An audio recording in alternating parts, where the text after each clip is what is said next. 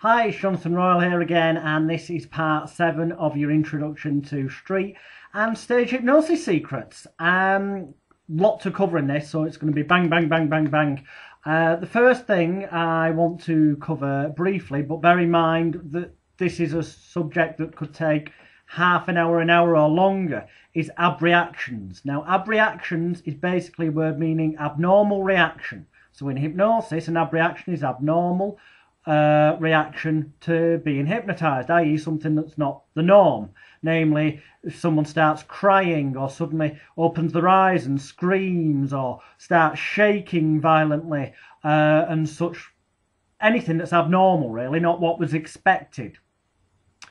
The perfect way to deal with abreactions is if the person opens their eyes, or they're in the eyes open state at that time, is to go up to them and go, sleep, relax, going to a place in your mind where you feel wonderful, fantastic, on top of the world, calm, safe and secure in all ways, shapes and form. Calm, safe and secure in all ways, shape and form. However, if they're in the eyes closed state and they start crying or shaking, whatever, you need to tap them on the shoulder and say, I'm talking directly to you. On the count of 3, when I clap my hands like this, the very moment I clap my hands like that on the count of 3, you'll instantly relax, leave these memories behind, let them drift away, disappear, and go to a place that feels calm, safe and secure, where you feel fantastic on top of the world inside your mind. Not yet, if you understand. 1, 2, 3, now you're there. And then reassuring touch, relaxing deeper, drifting down, sinking down, and then awaken them from trance and send them back to the audience. Do not make the mistake of continuing to use them, because if they've had an abreaction, it's a warning that it could happen again. And even if it doesn't happen again, you want to awaken them from trance feeling better than they did before, with any negative emotions long forgotten, because you do not want a personal injury claim. And under duty of care laws, if an abreaction occurred, you would be expected to act professionally and get them out of it and awake and back to normal, feeling better than they did before, not carrying on with your show. They're more important, and also you're important in terms of protecting yourself and the industry from any legal issues. Abreactions covered way more in my book that you no doubt downloaded, that was mentioned in the last clip. Okay, so also in the last time we mentioned that once you've done a few routines at the beginning with their eyes closed, you can pretty much tell them to do things, and giving suggestions, you're just about telling them what to do and when to do it, so they know when to react and how to react, using short, concise words that paint a picture. So, for example, just one example of many, there's loads in the book that you'll have downloaded after the last video. There's loads of routine ideas, but it could be as simple as, in a few moments time, when I say wide awake, you'll instantly be wide awake and you'll realise that you believe the hypnotist is invisible.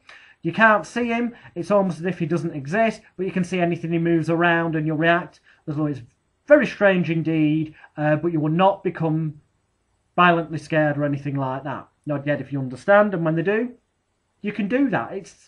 You're telling them what to do, when to do it, so that they know what to do and when to do it. It's as simple as that. Okay, if people come out of trance, well, the option is to, first of all, get them to look at you, say, take a nice deep breath in, take them by the hand, nice deep breath in, and then sleep and use the handshake we mentioned earlier. Quite often they'll go back under. When they do, just do a deepening, tap them on the back. More often than not, they just want a bit of attention, and when they get that and a round of applause from the audience, give them a round of applause for using their minds effectively and going back into trance. Praises their ego. However, if that doesn't work, fine, send them back. Concentrate on somebody else. It's them that's come out of trance. The audience will perceive it as them at fault that have not used their powers of intelligence, imagination and concentration effectively. You're a hypnotist. As you pointed out, you can hypnotise everyone given enough time, but everyone reacts differently in different environments at different times.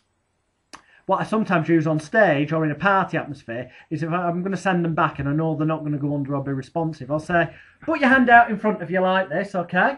On the count of 3, just tap your face like that and say sleep, and you'll instantly go back in. And I go 1, 2, 3, and they go sleep. But obviously the eyes are still open because they're non-responsive. You say, no. You've got to do it a bit quicker on the count of 3. 1, 2, 3, and they go sleep. And you go, no, it's got to be harder. 1, 2, 3, sleep.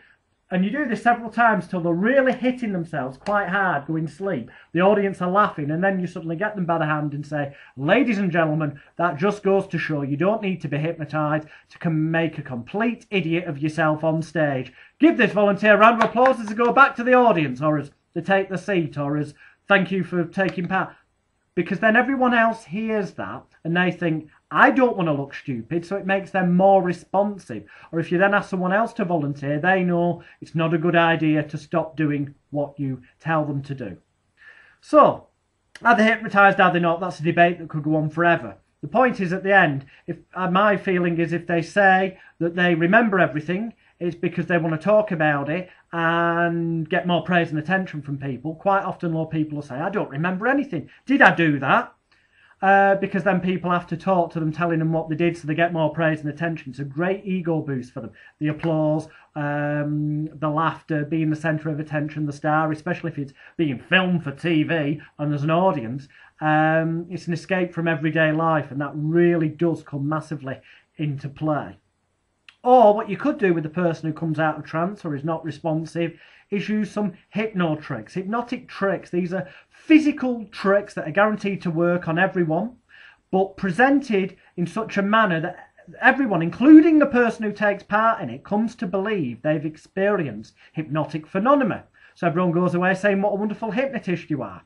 And to this end, to see a few examples of those, go on YouTube, search for the username Hypnotherapy Course, and then I'll just refer to my notes here. I'd like you to have a look at the videos. Search for the video entitled Jonathan Royle's Full Body Catalepsy. Okay.